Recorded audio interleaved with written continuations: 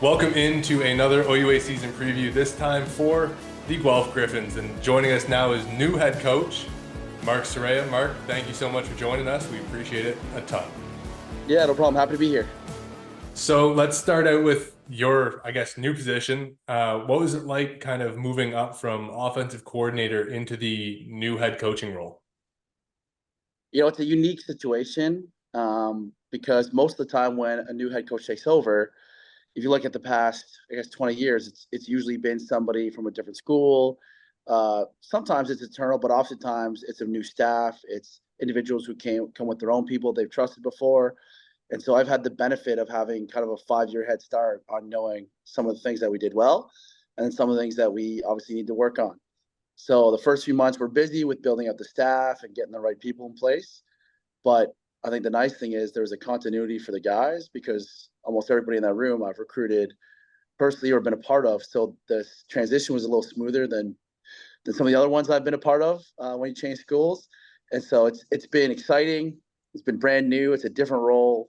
There's a lot of different things associated with it, but I still get to do what I love, and that's coach football and guide these young men. So I'm happy. Now, you talk about putting the staff together. I mean, you obviously have your offense that you like, and I'm guessing most of the staff had kind of stayed with you. But the defensive side of the ball, you bring in Barry, you get Cap Yellow from U of T. DC still stays on. And like I said to Connor, I was like, this is an all-star cast of coaches for the Guelph Gryphons now. Like, how did you go about doing that?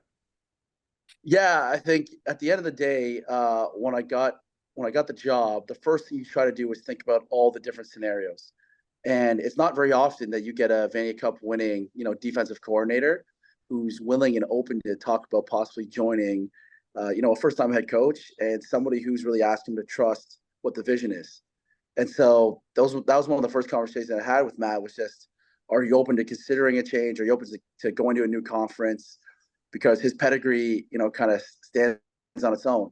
In addition to that, making sure that in the transition, Donovan Carter, who's now our associate head coach, stayed on was another huge thing because in my mind, this is still a relationships business. At the end of the day, you have to trust your coaches. Your coaches have to have trust in you, and the guys have to really feel that through everything we do. And then having Coach Joe join us, somebody I've worked with previously at U of T, was huge because as you can tell, he's a great personality. He's the face of the program when it comes to recruiting.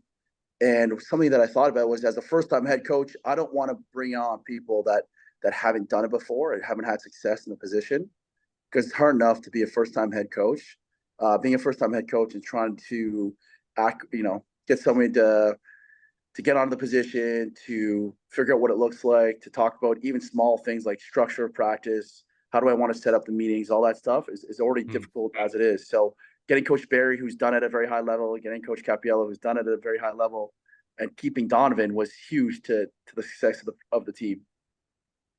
Awesome. Now, some of the benefits that you have as an offensive coach and staying on and taking this new role is you get to keep your guys at quarterback. And some programs are looking to see if they have one guy, and you guys are sitting there laughing because you have 2 quarterbacks on your roster that could easily start across the province. Kind of talk about Marshall and Tristan and what their growth has been like. Yeah, just like any other freshman player, the leap from year 1 to year 2 has been huge. And it's funny. This is probably the number one question. I always like to tackle these things head on is, okay, well, what does it look like? Who's going to be the guy? All these different things. And since I've started working with them, it's always been the same message. In order for us to really reach the heights that we think we can, they both have to be a part of what we do. It's not a Marshall or Tristan. It's a Marshall and Tristan or vice versa. And if we really talk about the ultimate team game, of course, on great teams, great players have to sacrifice for the good of the team. There's multiple players, not just quarterback, but a receiver and running back. We have a 1,000-yard rusher returning in Donovan Malloy and the OUA Rookie of the Year 2 years ago in Isaiah Smith. If there was any sort of selfishness built into what we do, it wouldn't work. And so that's where we're really lucky to see them both compete every day, but also support each other. They're the biggest fans of each other, and they love it when the other person does well. And that's a testament to their character because I'm sure in other situations, it's difficult to say, oh, I got to share the spotlight with somebody. I want to be the guy. But to see them how they approach it, it's been really impressive. All right, we'll continue the offensive stretch here. Obviously the big name with you guys is Vashon and how electric he can be. Kind of talk about how you guys get him involved without like force feeding a single player. Like you talked about, you have so many mouths to feed, but when you have those top end playmakers, you know you want to get them involved early and often. Yeah, I think Vashon has seen the benefit of great receivers that have played in the system before him go on and have success. So it's funny, we had Clark Barnes at practice today. He's on bye week. He still Mhm. comes back, from Calgary and gives knowledge to the guys. But it's really not about necessarily getting Vashon the ball, but within the flow of the offense, how do we set it up so that Vashon is in a position to succeed? We kind of say from the beginning, we're not here to throw the ball or get the ball to a certain guy. The Mhm. defense dictates where the ball goes. And so there'll be some games where Vashon just naturally, is a really successful, productive receiver like he has been in the past. And there'll be other times where he draws so much coverage that another receiver is likely the option. And to Vashon's credit, he doesn't get frustrated when he doesn't get the ball. He really only cares about winning and doing the right things. And he's seen how that's benefited Keandre Smith, who now is a guy in Hamilton. Clark Barnes, who's had a really good first year out in Calgary. Kean Schaefer Baker out in Sask. Like these are all the guys that he's come after and seen what the path is to success at the next level. And he's bought into the whole process. So Vashon's not one of those guys who says, if I don't get enough touches, what's going Yeah. on? He's all about winning. He's all about doing the right things. And he's an awesome teammate, to go along with that. So we're really lucky to get a top end talent, but also somebody who doesn't care about the personal accolades and just cares about the team side, the winning.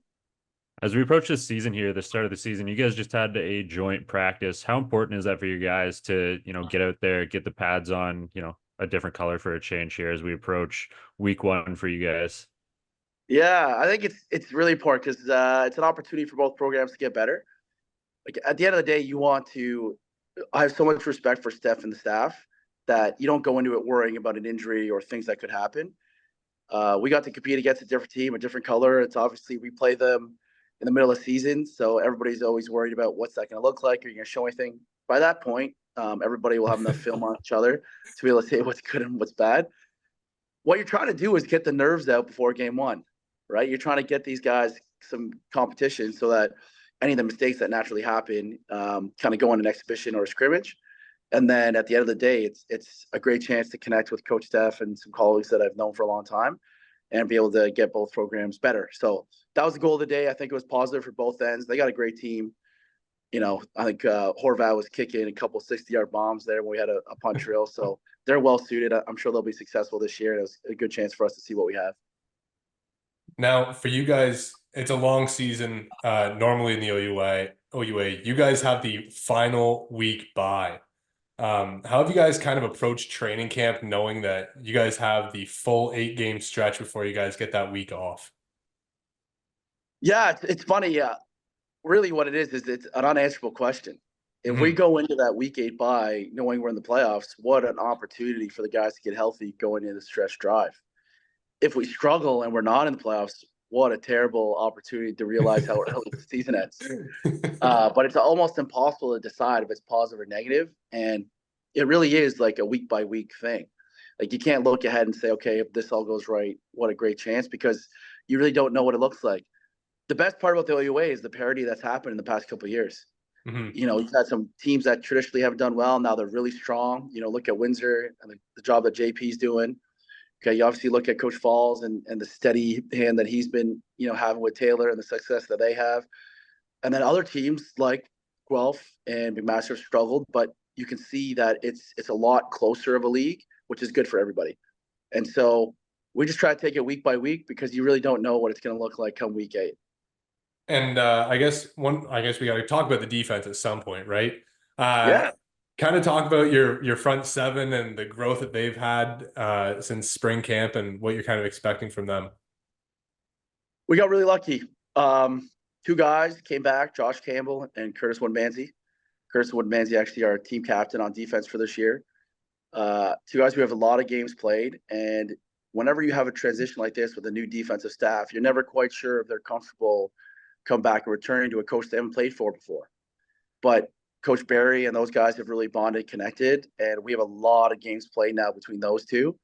And then the front four You have Nick Parchenko, who's done a great job at camp. Robbie Keys-Wilson, Max Barber. So again, on really good teams, you have a lot of really good players, and they got to share the load. And so it's been cool to see the new energy that Coach Barry has brought, along with Coach Joe and Coach Clough, who's back now, and Coach Mike, guys who have been a part of the program. And you can really see them start to ascend. Like, they're being taught different things. It's a different scheme, it's a different style, and they're taking to it like, they're rookies again, where they're eager, they're excited. So there's a palpable kind of feeling here in the building where we can't wait to get to game one, so that we can see kind of the fruits of the labor. So really happy to see the progress so far, and ultimately we don't know what we have until you get to game one. So I'm excited to see that on Saturday. Okay. DBs, obviously the back end's a big piece in Canadian football. How are you guys expecting to line up going into Carlton week 1? Yeah, I think we got some really good veteran guys again, like Miles Lafoucault, who's been here for a few years. Anakin Guthrie's been here for a few years. We really recruited hard at the position. A couple of young guys played last year, Nate Slaughter, Kyle Simon-Guerin. So there's a ton of talent. I think, as you probably could tell, Coach Barry had awesome back end play when he was out in Calgary, and the system is going to take a little bit of time for everybody to get used to. It's a little bit of a different style. It's complex. It's awesome to see them as they bond together. I think one of the things we talked about is all 5 guys or 6 guys in the back end have to work as a unit, and to see their growth, it's been really hard for us on offense. And so you're frustrated as an offensive coach, but you're happy as a head coach. It's that weird dichotomy of how mad can you be if the offense is getting stopped, knowing that we got a great defense. So again, we got a ton of talent. It'll be exciting to see them go out and show it on Saturdays. Do you want to talk about week 1 a little bit here? You are heading into Carlton week. What are you guys doing to kind of get prepared there? Because we are less than a week out from that game 1 now. Yeah, it's the worst feeling because you have no film. So, as a coach, you spend all this time preparing. You spend, hours upon hours talking about practice and training camp schedule. And then you're watching week 8 film from last year 1,000 times. You've seen the same clips over and over again. But I always say it's the purest form of football, where you're really guessing what you're going to get. And it's your ability to react and adapt in the game. What we've really focused on is fundamentals. Like, at the end of the day, a lot of teams shoot themselves in the foot just from simple fundamental errors, or even, the game within the game. So we're trying to educate the guys on things we need to do to be prepared, but you really don't know what you're getting. Like, we don't get a depth chart now until Saturday morning, day of. So you don't even know who's possibly back or not back. And you could spend hours upon hours, trying to search and find and look for things. But I think we try to tell our guys to stay even, and whatever happens on Saturday, like, we'll be able to adapt and change to what we see. Now, for you, I mean, you guys get a ton of jersey combinations at Guelph. Do you personally have a favorite? Yeah, I think the black helmet, white jersey, black pant is pretty clean. I do like that one. I think we're gonna have a new brand refresh for next year, so we're already in talks about what it's gonna look like. We're gonna have a couple new jerseys, that kind of thing. But really, what we do here is we give the players the opportunity, the leadership group, the opportunity to come up with a few combinations, so they're part of the process. So they came up with the 8-game kind of choices already. So it's a lot easier as an equipment manager to know what's coming. But it also gives them the chance to kind of have a say in how they're looking and what they're doing on game day. So, but the black helmet, white jersey, black pant is my favorite, if I had to choose one. Not a red helmet fan. I know Connor and I have griped about the red logo on the red helmet. Yeah, you know what? Some of the guys are split. Some of the guys don't like the white pant for whatever reason. I think the all whites are clean. That's another one I like. I'm a huge all white uniform fan. So am I. The big guys don't like them. No, because they sweat, and then it's not very flattering, unlike the black. Yeah, but I tell them all the time, like, it's part of the fun. Like, this is what it is. Football's fun. At the end of the day, we get to coach and play the game for a living. Like, to have a career in sport and to see like things like this, that's what makes it cool to come to work every day. So at the end of the day, I'm an all white guy. I love that look. I think the white up that Penn State has is super clean too. Like how they have that in the stands. We're trying to get something here in the stands to kind of match something like that. But yeah, I do like that. And then look out for a new brand refresh next year. We're gonna try to take us back to 2012, 2013 years, where could be some chrome involved, could be some different things. So I love the chrome helmets. Yeah, that's fantastic to hear. But no, I best of luck to you guys this year. Really appreciate you joining us. And week 1 against Carlton's at home, and then you guys get to go on the road for a week, for 2 weeks actually. But it should be a good season. We're excited to see you guys and how your reign as head coach kicks off here. Yeah, no, I appreciate it. I mean, anytime you can get exposure for the league or exposure for the guys, like I'm happy to do so. You guys do a great job. So anything you need from me, just let me know. Thank you, Coach. Thank you, Coach. You guys.